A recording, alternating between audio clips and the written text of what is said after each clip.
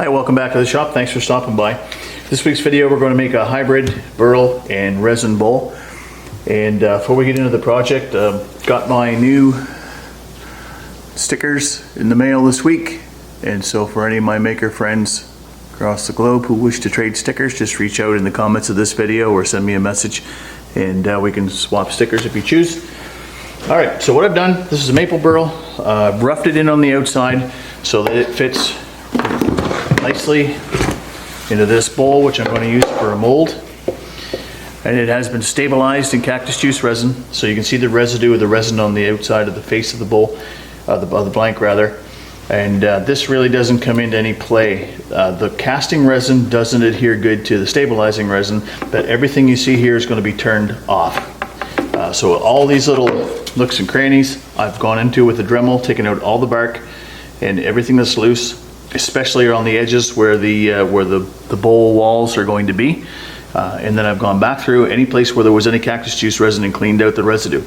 So that's all cleaned up and ready to go. It's important to do that. One of the things about prepping a burl, and you can see this cactus juice resin in here, but because of where it is, it's way inside. That's going to be hollowed out from the inside when I turn the bowl, so it's not going to be a factor. But one of the things you want to make sure of when you're getting a burl prepped is that you get all the bark, everything that's loose, even that little cambium layer, which can come off, separate the wood from the resin after the fact. And I've learned that through trial and error. So this is good to go now. I'm going to put it back in the oven, just let it stay warm. So it makes it better for the resin to run into all the little nooks and crannies that it needs to. And then we'll get mixing some resin up here. All right, so I got my scale ready and I've got my dyes and powders that I want to use. Now the customer who's asked me to make this requested that I make turquoise. And I do not have turquoise dye or powder. I have teal powder, which is really close. This is Caster's Choice. I'm going to mix it with some white. And I'm going to try a combination of this white opaque dye. We're going to use some green. Not sure if you can read that or not. And we're going to use some ocean blue.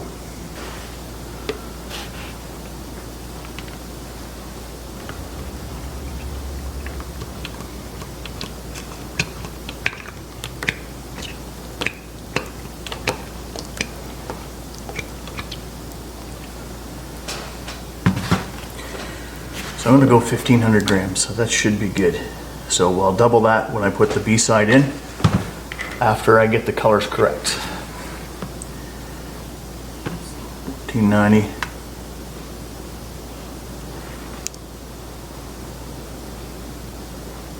All right, so that's actually 1,515 grams of side A. I'm just going to jot that down here on a piece of paper. Now, I'm going to resituate the camera so you can see what I'm doing in terms of mixing. Alright, so I've done a little research on how to make turquoise, and most of the consensus I can find is that you take white dye or white paint, whichever the case might be, and you add blue and green to it. So I'm going to start off by making this white.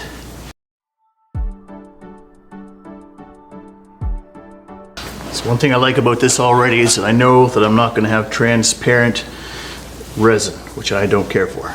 So now I'm going to keep track. The white is actually thick, so it's not, I couldn't put it through as drops. So I had to take the top, the little squirt nozzle off the top and put it through in a clump. But if it's white, it's white, so I'm not too concerned about that. Okay, so I'm going to try 1 drop of green, 1 drop of blue, and we'll give that a mix and see what it looks like.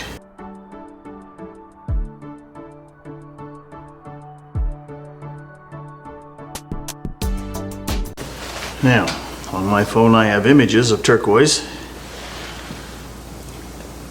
so I think perhaps a little bit more green, 1 more drop of green. And I can play with this all day because this is only one side of the resin.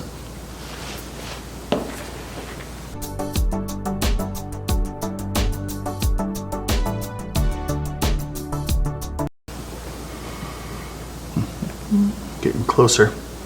I think 1 more drop of green.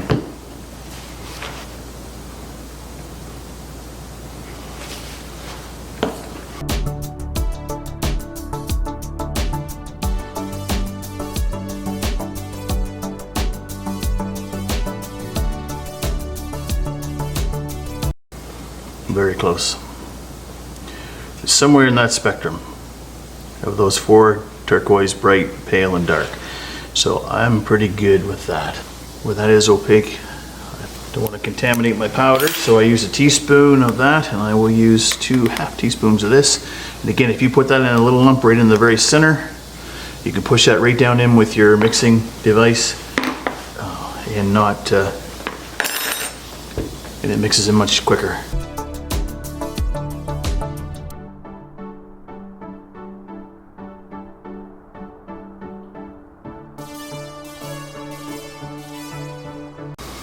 Okay, that's starting to give it a bit of the look that I want.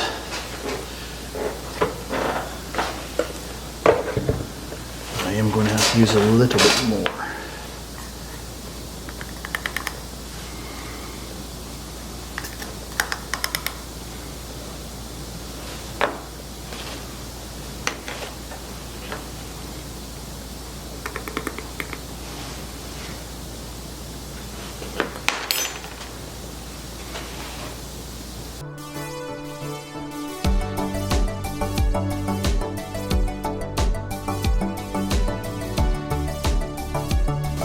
Just want to make sure that when it's cured and when the blank is done, that it does have some type of a swirl effect to it.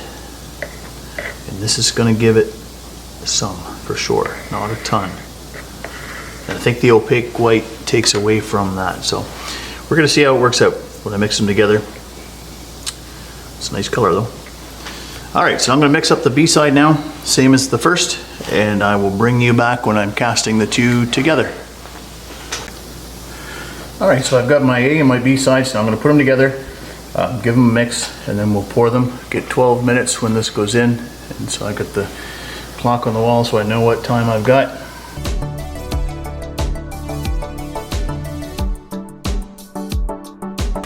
Make sure we get as much of this out of here as we can, because the mix ratio is very important.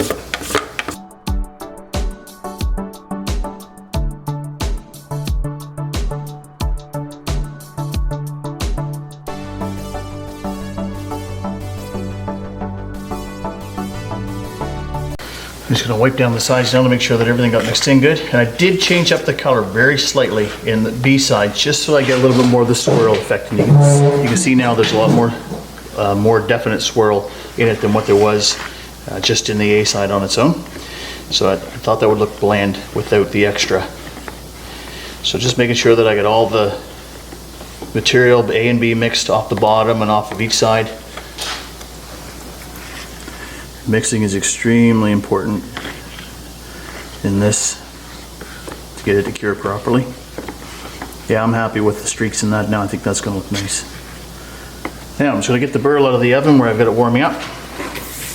Before I do that, I'm going to wipe this one more time.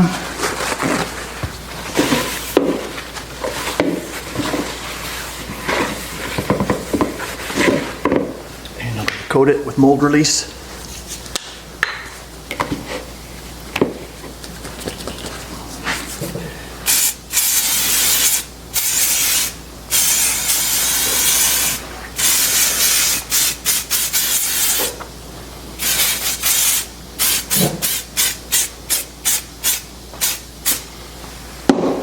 You can spend 10 seconds putting on enough mold release, or you can spend 20 minutes beating it out of the bowl after the fact. I choose the first. Now, like I've done in other videos, because of the irregular shapes and the way the holes are in that burl, I'm going to put some of this in to start, and I'm going to move it around and hope that the resin goes in all those little holes without any voids. Yeah, that's going to have some swirl in it. It's going to be all right. Okay, so I got this all nice and warm. I'm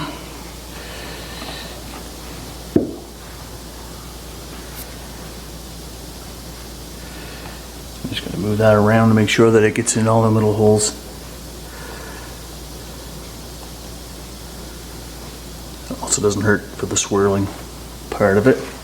Now this is a little larger than the bowl, so I'm going to top up the edges close to full, because it will shrink.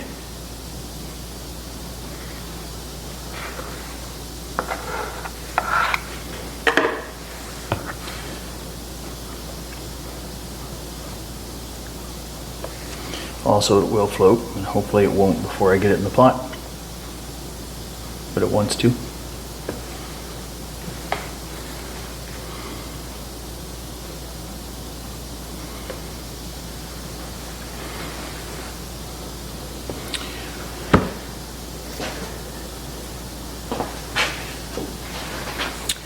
Now what I'm going to do is I'm going to tape this in there. I am going to put weight on it as well, but I'm going to tape it in there because it's a little kiltered, as you can see, one way. So I'm just going to tape it so that it's straight up and down the way that I want it, or at least close. I'm just judging by the top how much wood's over the top of each side. Right there looks pretty good. There, it doesn't want to fall back in, I don't think. It's not an issue of being centered in the bowl, that's all good, but it's just a matter of making sure that it's not sitting this way. This way, if you couldn't see my hands before.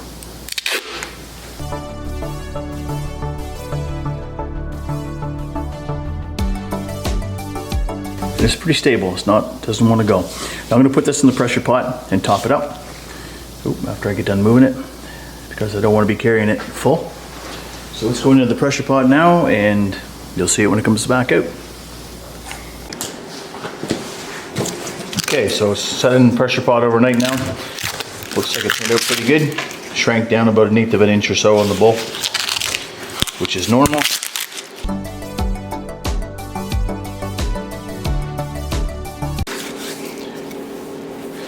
Looks pretty good from the outside. We'll get it on the lathe and see how it looks on the inside. So I purposely left this circle on this when I cast it so that I could find the center in this. I've taken it over to the drill press and I've drilled a hole for my woodworm screw. So now I'm going to mount that on my faceplate with a woodworm screw, and that way I can turn the outside and I think I'll probably put a mortise in the bottom. I'm not sure yet. We'll see how it looks when we open it up. See how this all, see what's underneath it here. Maybe a tenon, maybe a mortise, and I'll make that decision when the time comes. So we'll get her on the lathe. Okay, so I ran into a snag with the woodworm screw. So I drilled the right size diameter hole. When I threaded the screw in, the stabilized burl stripped right out, and so it wouldn't take any bite whatsoever on the screw. So what I'm going to do now, I just flattened taking the cactus juice resin residue, which you see here, off of the centerpiece so that my faceplate will sit flat on it. And I'm going to screw this in and mount it that way. And the other thing I've done is I found the exact center on the bottom. I put a tiny little hole in here so that I can get my brad center exactly centered on that, just to hold it in place. I don't normally put a brad center in there, but in this case I'm going to, because I've got lots to take off at the bottom. So plan B. All right, so I put the first hole in with the drill. I drilled it for the screw size that I was using, and put the screw in part way, and the screw broke off. So I now have a screw stuck inside of this.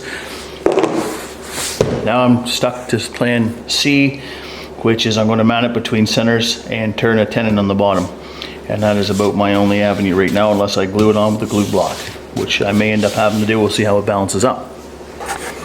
Okay, so I couldn't get this to stay centered up properly with using the spur center, because the hole that I drew for the woodworm screw is just too big, and the spur center itself, the center itself, doesn't stay centered up in that, so it has a chance to move around.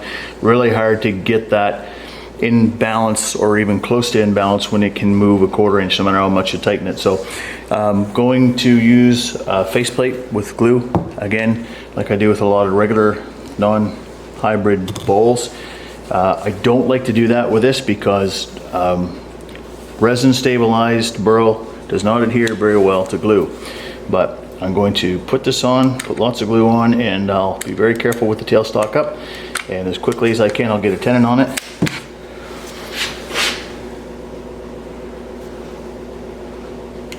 Okay, let's get right. If you watched the video that I did of another bowl similar to this one, the one titled the Lady Di bowl, you'll see that I had to flip that bowl back and forth on the lathe multiple times in order to get the finished product out, and this may be a similar situation. We'll see how it goes, so I'll let that cure and we'll get her on the lathe. All right, so this has been challenging getting this mounted. The glue did not hold, so I had to go back to the faceplate plan because it was the only option that I had left. Got heavier gauge screws, number 14 screws, 2 inches long. Drilled a little bit bigger holes for those screws, and I got 2 of 3 in. The third one was in all the way, and it snapped off right at the very last. And so right now I have 3 screws broken off in the middle of this to remember to do. To get out. It's not perfectly balanced by any means. There is some oval to this. As I said before, I cast my blanks in plastic bowls, and sometimes they don't always expand uniformly. They go a little bit oval, but it's not too bad. So I'm going to get this thing back into true as quick as I can, and I'm going to turn a tenon on the bottom so that I can get this thing anchored up safely, and we'll see how it all goes.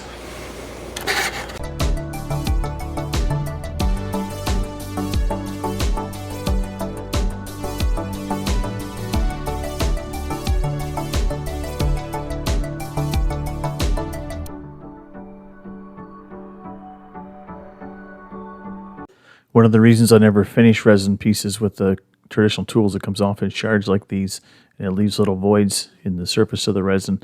But where I'm just roughing it in right now and I have lots of material to take off, it's okay because this is much quicker than a carbide tool. And you can see the difference in how it cuts with the carbide tool compared to the other. Just comes off in nice long ribbons. Much cleaner cut.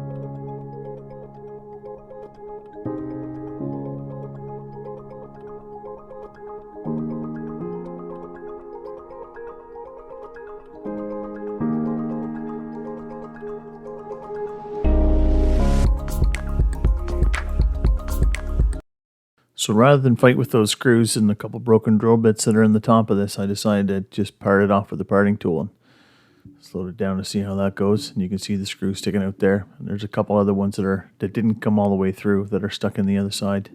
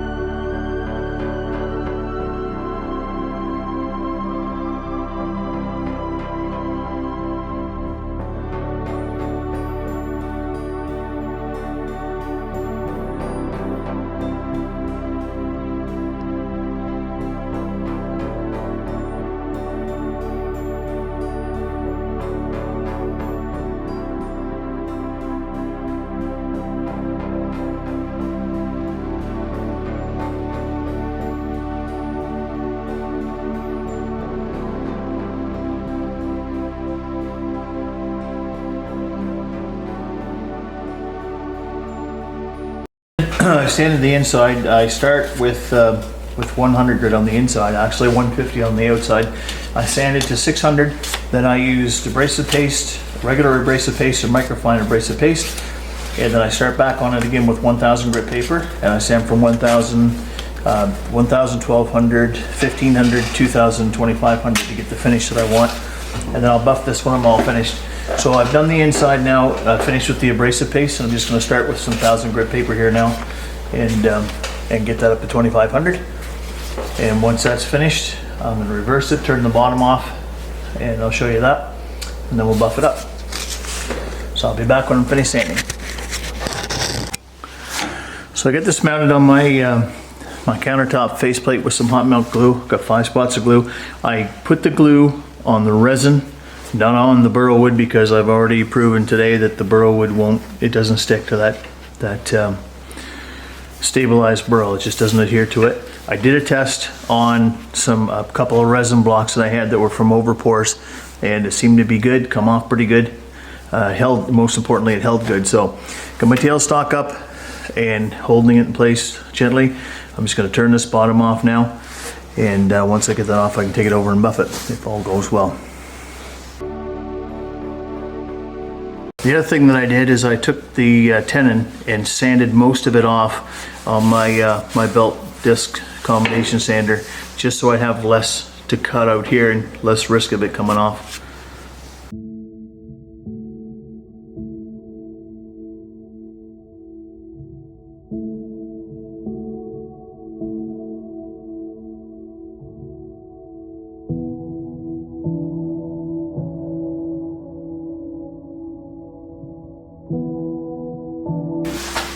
Just double check to make sure I got a good grip still. This looks pretty good.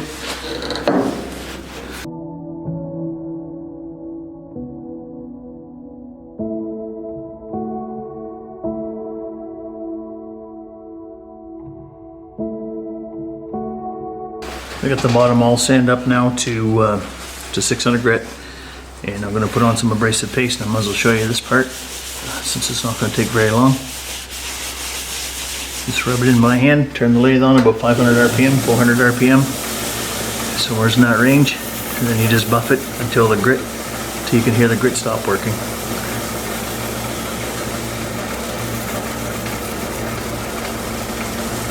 It doesn't take very long in a small spot like this. Once the grit stops coming off on your towel, it's done. And we can go to the microfine. Same deal.